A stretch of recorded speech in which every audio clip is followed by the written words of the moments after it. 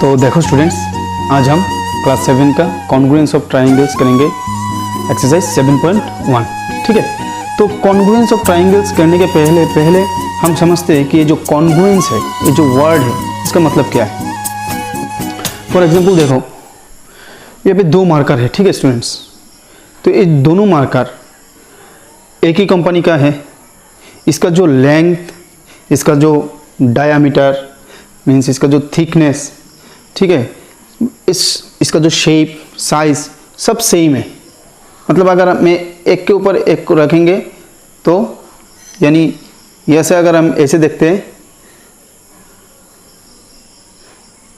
तो यानी एक ही मार्कर जैसे लग रहा है। अगर इसको हम स्ट्रेट लाइन में रखते हैं दोनों को एक ही जैसा, तो सामने से एक ही मार्कर दिखेगा ना, तो मतलब एक दूसरे में मतलब कोइंसाइड हो रहा है। तो ये जो शेप है वो क्या है, कॉन्ग्रुएंस है। इसी तरह मान लो ये जो मोबाइल है, इसका जो मॉडल नंबर है या जो जिस कंपनी का है, इसका सेम मॉडल नंबर का अगर दूसरा और एक मोबाइल में लाता हो तो इन दोनों का जो शेप एंड साइज़ है, इसका जो थिकनेस है, इसका जो वेट है, सब क्या हो जाएगा, एक दूसरे का मतलब एग्जैक्ट कॉपी है ना। तो इन दोनों मोबाइल को भी हम क्या कह सकते हैं, कॉन्ग्रुएंस कह सकते हैं। तो इसी तरह दो फुटबॉल ले लो, ठीक है, फिर टेनिस बॉल ले लो, ठीक है, जो हमारा जो बैट होता है, जो क्रिकेट खेलने के लिए जो बैट होता है वो ले लो, तो इक्वल शेप और लेंथ का ले लो, साइज का ले लो, वो क्या हो जाएगा, आपस में वो दोनों एग्जैक्ट मतलब एक दूसरे के ऊपर हम एक दूसरे को मतलब रख सकते हैं, मतलब वो बिल्कुल फिट हो जाएगा ना। मतलब एक ये जो दो बैट हम कह सकते हैं या जो दो फुटबॉल है वो हम कह सकते हैं कि वो एक दूसरे का एग्जैक्ट कॉपीज है। ठीक है, तो उसको हम कॉन्ग्रुएंस बोलते हैं। तो इसी तरह कोई भी शेप, मतलब एक मान लो यहाँ पे मैं अगर ड्रॉ करता हूँ, मानो एक लाइन ड्रॉ करता हूँ ए बी, ठीक है, तो इजिकल टू 3 सेंटीमीटर ले लो, और एक लाइन सेगमेंट ड्रॉ करता हूँ सी डी, ए बी कितना है 3 सेंटीमीटर ले लो। तो ये जो दोनों लाइन सेगमेंट है वो क्या है, वो एक दूसरे का एग्जैक्ट कॉपीज है, दोनों का इक्वल लेंथ है। ठीक है, तो ये दोनों लाइन सेगमेंट क्या हो जाएगा, कॉन्ग्रुएंस। फिर मानो angle A is equal to 45 degree and angle B is equal to 45 degree. तो ये जो दोनों एंगल है वो क्या है, इसका जो मेजर है वो दोनों बराबर है। तो एंगल ए और एंगल बी हम कह सकते हैं दोनों क्या है, कॉन्ग्रुएंस है। इसी तरह मानो एक ट्राइंगल है, ठीक है, ए बी सी, तो ए बी का लेंथ मानो 3 सेंटीमीटर, इसका लेंथ मानो 6 सेंटीमीटर, इसका मानो 5 सेंटीमीटर। ठीक है स्टूडेंट्स, इसका मानो 5 सेंटीमीटर। तो अभी दूसरा ट्राइंगल ले लेते हैं डी ई एफ, तो इसका भी मानो 3 सेंटीमीटर, फिर ए 6 सेंटीमीटर और ए 5 सेंटीमीटर।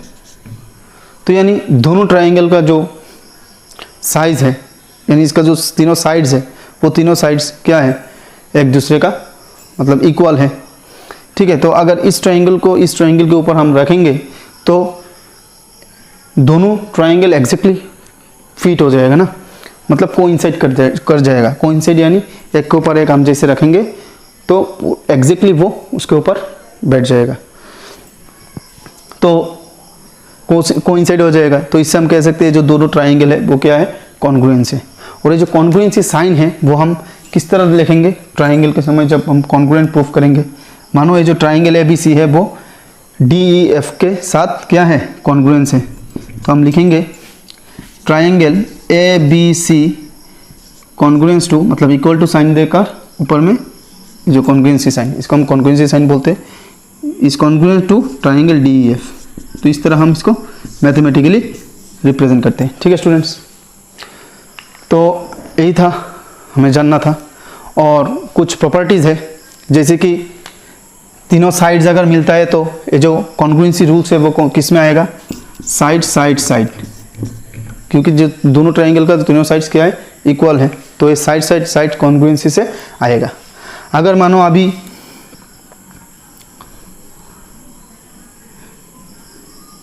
दो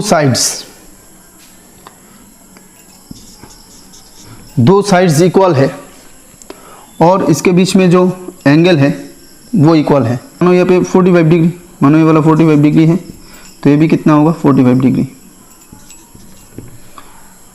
तो अगर दोनों ट्राइंगल दिया है, यहाँ पे दो साइड्स दिया है, यानी दो साइड्स इक्वल है, ठीक है, ये 5 सेंटीमीटर है, 3 सेंटीमीटर है, यहाँ पे भी 3 सेंटीमीटर है, 5 सेंटीमीटर है, तो दोनों साइड इक्वल है और इनके बीच में जो एंगल है वो इक्वल है, फिर तो भी हम कह सकते हैं जो दोनों ट्राइंगल है वो क्या है, कॉन्ग्रुएंस है। कौन सा कॉन्ग्रुएंसी रूल में आएगा, साइड एंगल साइड। तो ये जो कॉन्ग्रुएंसी होगा वो होगा साइड एंगल साइड कॉन्ग्रुएंसी से आएगा, क्योंकि दो साइड इक्वल है और इनके दो साइड के बीच में एक एंगल भी, इंक्लूडेड एंगल भी इक्वल है। और नहीं तो मानो दो एंगल दिया है इक्वल, ठीक है, और एक साइड्स दिया है इक्वल, मानो ये वाला 5 सेंटीमीटर, ये भी 5 सेंटीमीटर, तो दो एंगल इक्वल दिया है और एक साइड्स इक्वल दिया है, तो भी हम कह सकते हैं दोनों ट्राइंगल क्या है, कॉन्ग्रुएंस है। तो इसमें कौन सा प्रॉपर्टीज, मतलब कौन सा कॉन्ग्रुएंसी रूल यहाँ पे होगा, वो होगा एंगल एंगल साइड। तो ये जो प्रॉपर्टीज आ जाएगा एंगल एंगल साइड, तो इस प्रॉपर्टी से या इस रूल से हम कह सकते हैं जो दोनों ट्राइंगल है वो क्या है, कॉन्ग्रुएंस है। तो इसी सब प्रॉपर्टीज को हम यूज करके हम कोई भी दो ट्राइंगल को क्या कर सकते हैं, कॉन्ग्रुएंस प्रूफ कर सकते हैं। तो अभी हम देखेंगे क्वेश्चन नंबर 1 में क्या दिया है, ठीक है स्टूडेंट्स। तो तीन प्रॉपर्टीज को अच्छे से जान लेना, congruency properties, side side side, side angle side and angle angle side. फिर और एक है हमारा RHS, वो हम नेक्स्ट क्लास में डिस्कस करेंगे। तो इसको मिटा देते हैं।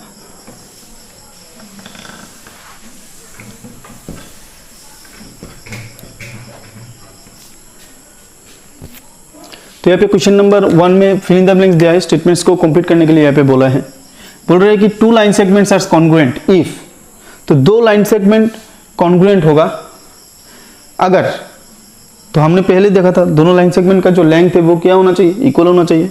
If they have equal length, ठीक है students, if they have equal length, तो दोनों लाइन सेगमेंट्स का जो लेंथ है वो इक्वल होना चाहिए, फिर अगर हम कह सकते हैं वो दो लाइन सेगमेंट क्या है, कॉन्ग्रुएंट है। फिर यहाँ पे बोला है among 2 congruent angles one has a measure of 70 degree, तो यहाँ पे मानो दो कॉन्ग्रुएंट एंगल्स दिया है, मानो angle A equal to angle B, तो एंगल ए का मेजर मानो दिया है 70 डिग्री, तो दोनों एंगल कॉन्ग्रुएंट कब होगा, जब दोनों का जो मेजर होगा इक्वल होगा, तो एंगल बी भी कितना होगा, 70 डिग्री होगा, तो the measure of the other angle is 70 degree. ठीक है क्लास, बहुत ही सिंपल है। फिर यहाँ पे बोला है कि when we write angle A is equal to angle B, तो जब हम ऐसे लिखते हैं कि angle A is equal to angle B, तो वी एक्चुअली मीन, हम क्या मीन करते हैं, हम यही तो मीन करते हैं कि ये जो मेजर ऑफ एंगल ए है is equal to measure of angle B, यानी दोनों का जो एंगल का जो मेजर है वो दोनों इक्वल है, तो हम लिखेंगे measure of angle A is equal to measure of angle B, यही तो हम मीन करते हैं। ठीक है ना, तो ये लिखना है एम, दैट मीन्स मेजर। ठीक है, ये पे अभी बोला है कि give any 2 real time examples for congruent shapes, तो कॉन्ग्रुएंट शेप्स के लिए 2 एग्जांपल हमें देना है। तो एक एग्जांपल हम लिख सकते हैं 2 फुटबॉल्स, 2 फुटबॉल्स लिख सकते हैं हम, 2 फुटबॉल ले लो। ठीक है, तो ये जो दोनों फुटबॉल क्या है, कॉन्ग्रुएंट है। फिर और हम क्या लिख सकते हैं, 2 सिमिलर पेन, 2 सिमिलर पेन, ये भी तो हम कह सकते हैं कि कॉन्ग्रुएंट, दोनों एक जैसा है, एक ही कंपनी का है, ठीक है, एक ही शेप एक ही साइज का है, तो वो भी क्या होगा, कॉन्ग्रुएंट होगा। फिर बहुत सारा और भी एग्जांपल्स है, यहाँ पे मान लो 2 black board of same size, 2 black board of same size. ठीक है क्लास, तो ये क्या बन जाएगा, हमारा एग्जाम्पल है किसका, कॉन्ग्रुएंट शेप्स का। तो इसी तरह और भी बहुत सारा है एग्जाम्पल। तो हम यहाँ पे सिर्फ 2 ही पूछा है तो हमने 2 लिख दिया। तो अभी नेक्स्ट क्वेश्चन हम देखेंगे। क्वेश्चन नंबर 3 यहाँ पे क्या बोला है कि जो triangle A B C is congruence to triangle F E D, so under the corresponding A B C correspondence to FED write all the corresponding congruent parts of the triangles। यहाँ पे ये दोनों ट्राइंगल को congruence बोला है ना, तो यहाँ पे कौन सा मीन्स इन दोनों ट्राइंगल का कौन सा पार्ट्स कॉन्ग्रुएंट है वो हमें यहाँ पे लिखने के लिए बोला है, मतलब ऑल द कॉन्ग्रुएंट पार्ट्स हमें लिखने के लिए बोला है। तो देखो स्टूडेंट्स, यहाँ पे पहले अगर हम एंगल को देखते हैं तो ये जो एंगल ए है वो इस ट्राइंगल का कौन सा एंगल के साथ इक्वल होगा, एफ। क्योंकि देखो यहाँ पे ये जो ट्राइंगल है वो इन्वर्टेड दिया हुआ है, यानी उल्टा दिया हुआ है। इसको अगर हम इसके तरह करते हैं तो ये जो एफ है वो इस तरफ चला जाएगा, ठीक है, ई इस तरफ चला जाएगा, डी इस तरफ चला जाएगा। इसको हमने फिर से घुमा दिया तो ये जो एंगल है ए है, एंगल एफ दोनों इक्वल होगा। फिर ये जो एंगल बी है, ठीक है स्टूडेंट्स, एंगल ई का बराबर होगा। फिर ये जो एंगल सी है वो इस एंगल डी का बराबर होगा, ठीक है स्टूडेंट्स। और ये जो साइड्स ए बी है वो इस ई एफ साइड्स का बराबर होगा। और ये जो ए सी साइड्स है वो एफ डी का बराबर होगा। और ये जो बी सी है वो इस डी का बराबर होगा। तो यही हमें यहाँ पे लिखना है। तो इस ट्राइंगल को हमने फिर से इसके तरह बना दिया ताकि हमें समझने में आसानी हो, ठीक है स्टूडेंट्स। तो यह से हम लिख सकते हैं कि all the corresponding congruent parts of the triangles ABC and FED are angle A congruent to angle F, angle B congruent to angle E, angle C corresponds to angle C congruent to angle D, ठीक है students.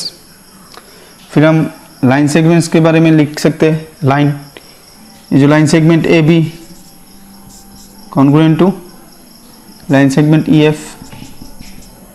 फिर हम लिख सकते हैं line segment A C congruent to, मतलब ये जो लाइन ए सी है वो कौन सा साइड के साथ इक्वल है, लाइन एफ डी, ठीक है। लाइन सेगमेंट बी सी, तो इसका इक्वल कोरेस्पोंडेंस साइड कौन सा होगा, डी या ई डी, ठीक है। तो यही सब क्या है, दोनों ट्राइंगल का कॉन्ग्रुएंट पार्ट्स है। तो यही पूछा है हमें लिखने के लिए। तो इसके साथ साथ हमारा क्वेश्चन नंबर 3 भी कंप्लीट होता है। तो देखो स्टूडेंट्स, अभी हम क्वेश्चन नंबर 4 करेंगे। Triangle D E F congruence to triangle B C है। तो ये जो ट्राइंगल डी ई एफ है, ये ट्राइंगल और ये जो ए बी सी ट्राइंगल है, दोनों क्या है, कॉन्ग्रुएंस है। Write the parts of triangle B C है। तो ये जो ट्राइंगल बी सी है से हमें वो पार्ट लिखना है जो कि इस ट्राइंगल डी ई एफ के पार्ट्स के साथ कोरेस्पोंडेंट है। जैसे कि इस ट्राइंगल का जो एंगल ही है वो इस ट्राइंगल ए बी सी का कौन सा एंगल होगा, मतलब एंगल ही इस ट्राइंगल में से कौन सा एंगल का इक्वल होगा। तो पहले हम क्या करेंगे, इस ट्राइंगल को फिर से हम घुमा लेंगे